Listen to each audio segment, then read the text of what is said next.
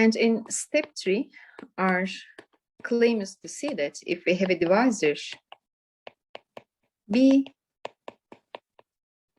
whose dimension is equal to exactly its degree plus 1 minus g, then for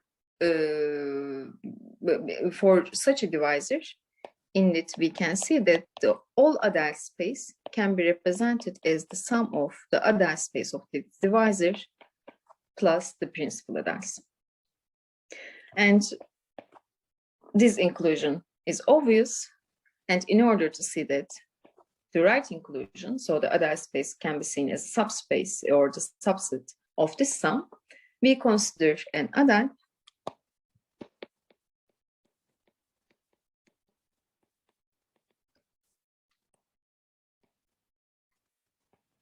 alpha, and our claim is that this alpha can be seen in the sum of vector spaces. And in order to see that, first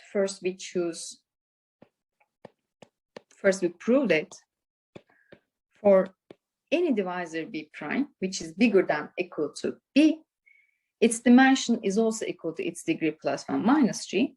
And in order to see that, we apply lemma 1.4.8, which tells us the difference of the dimensions is difference of the degrees of the divisors B prime and B.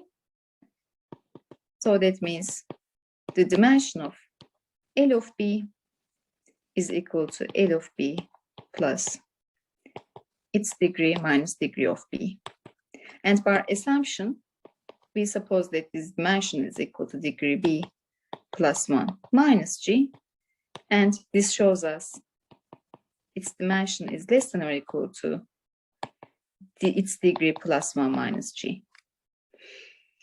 But on the other hand, by the Riemann-Roch theorem,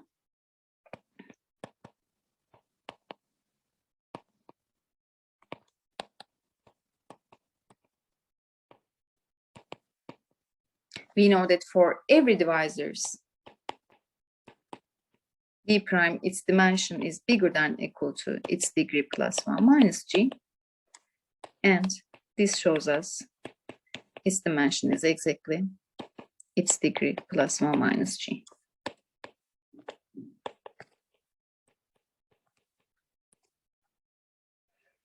And for a fixed Adel alpha,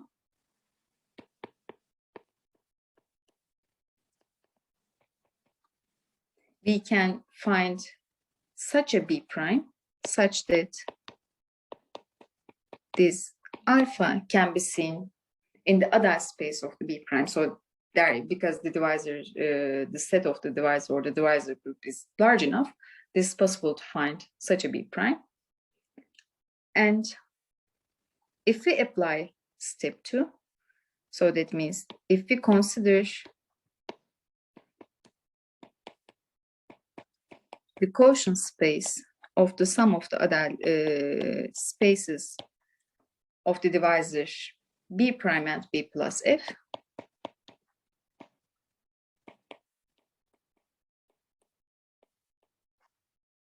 this dimension can be computed is the degree B prime minus dimension of B prime minus degree B minus L of B by step 3. And indeed, by our assumption and what we have seen here, these differences are nothing but g minus 1. And this shows that this quotient space has dimension 0, so that means A of B prime is A of B prime plus f is the same space with the Adel space of B plus f.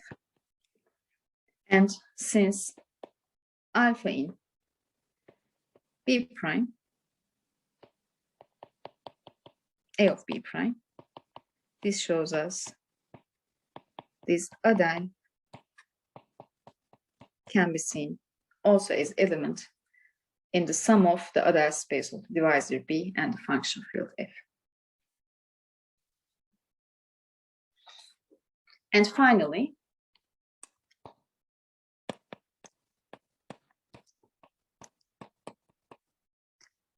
by using these 3 steps, now we can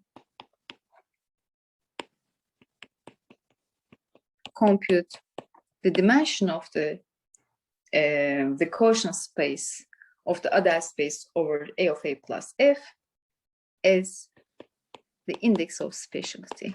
So that means this dimension is always equal to dimension of A minus degree of A minus 1 plus G for any divisor A. And indeed, by Riemann's theorem,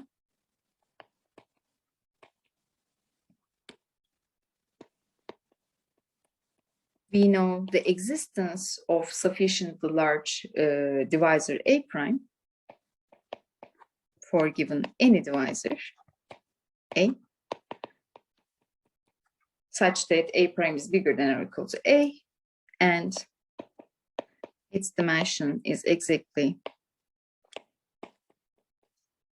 its degree plus 1 minus G. And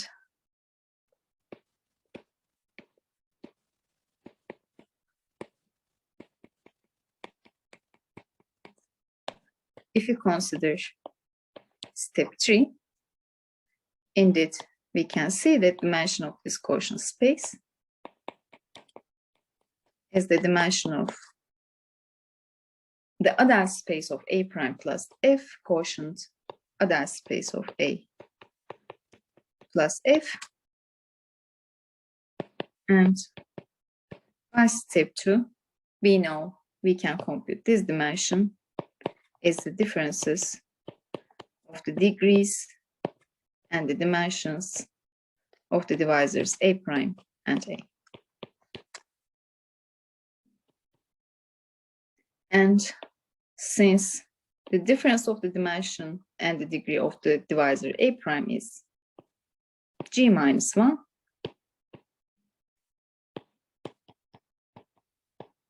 this shows us this quotient space has the dimension, or can be represented in terms of what is called the index of specialty of the divisor A. So, as I mentioned before,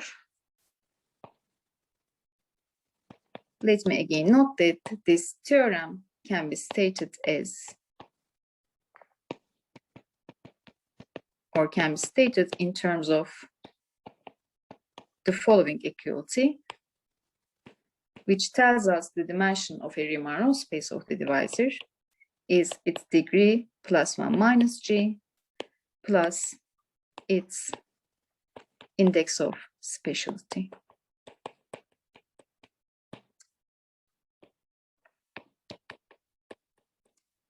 So in the following lectures, so in the following weeks, our second purpose was to understand if we are able to represent this finite dimensional vector space in terms of a Riemann-Roch spaces of some divisors. And indeed, in order to see that, we will need the notion of the Weyl differential first. And indeed, we will see that we will be able to see the existence of the canonical divisors. So this is all what I want to say for the other spaces for the moment, and see you next week. Bye-bye.